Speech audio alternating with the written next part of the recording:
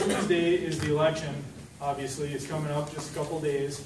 So where I'm going from here, I'm going out to my truck and I'm going door to door that for whatever reason couldn't make it here today. I know we have a lot of seniors that have a hard time getting out, so I'm trying with many of them. So I'm going to be out working really hard for the next couple days. And again, Tuesday, you folks encourage your neighbors and community to get out and vote.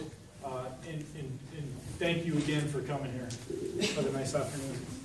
Thank you, I'd like to cover a couple of things. First of all, the successes that in the last 4 years, there's only one missing that was not successful, and that is partially due to the relationships we have in Madison. Intergovernmental relations, which I feel expert in, that was my job at one time. We haven't been very successful because nobody seems to be listening. Security days last year, Kate Tenerelli from the BID, Dave Miner from the Chamber, our lobbyist, and a couple others were going to meet with legislative leadership. They didn't want to meet with us. Isn't that interesting? But anyway, the success that I'm most proud of in the last 3.5 years is we have an unemployment rate in Superior, Wisconsin that is the lowest since World War II. That's fact. We always were in the double digits. The second thing is the tax rate today is 2% lower than it was 4 years ago. What can we say in our own personal life and our business or job that hasn't gone up? From a gallon of milk to whatever, a loaf of bread, or your utilities, everything else. Our tax rate is 2%, 1.8% actually, lower than it was 4 years ago. That didn't happen by magic. It happened by efficient operational government. And I want to carry that forward with more economic development, keep that tax rate low. By the way, we do not have special assessments in this community. We're the only city that I know in the entire state of Wisconsin that does not charge special assessments for streets, curbs, gutters, sidewalks, sewers. Every other one does.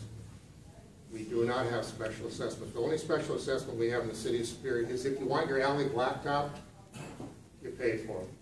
Last year it cost $8.80 a running foot spread over 10 years.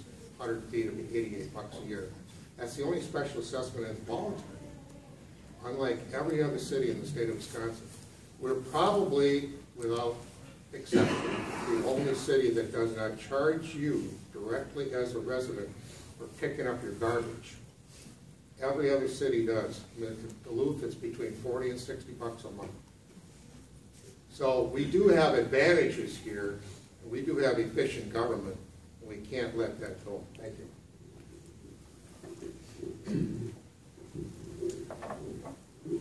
I just want to thank you guys all for coming out today. I know it's been a long hour, 2 hours and 15 minutes. I want to thank you to the SFL for putting this on today. We really appreciate it so that we can get our voices heard out here. I just want to make my last pitch that there's zero growth for family in Superior, and it's definitely needed. I hear it from people all the time. Whether you're a mom, a dad, an aunt, an uncle, a grandma, or grandpa, we all want that in our community so that we can get those kids in a safe location and get them out doing something productive rather than growing up finding less productive things to do as they get older. So it's important for us to remember that we need to build a family community center and we need to build a family-oriented city together. Thank you. So thank you again to the Superior Federation of Labor. Thank you, Jim, for keeping us organized tonight. And thank you all for coming out on a very cold day.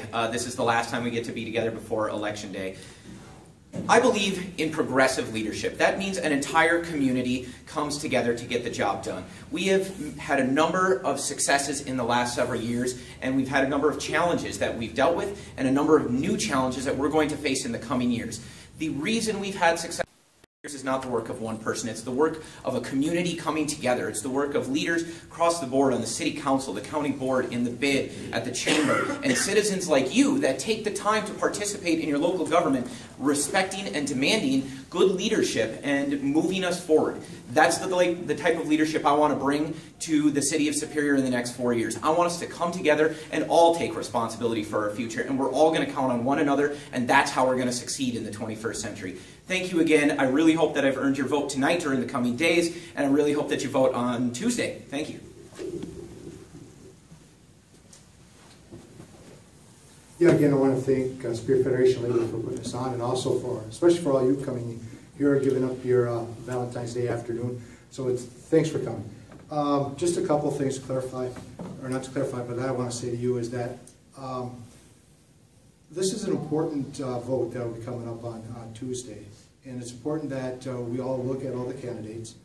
One of the strong points, again, I bring to the campaign is that not only my relationship as far as being a listener, which is important, but also for the opportunity to work closely with all of you. It's the citizens that make the community. It's the citizens that should be concerned.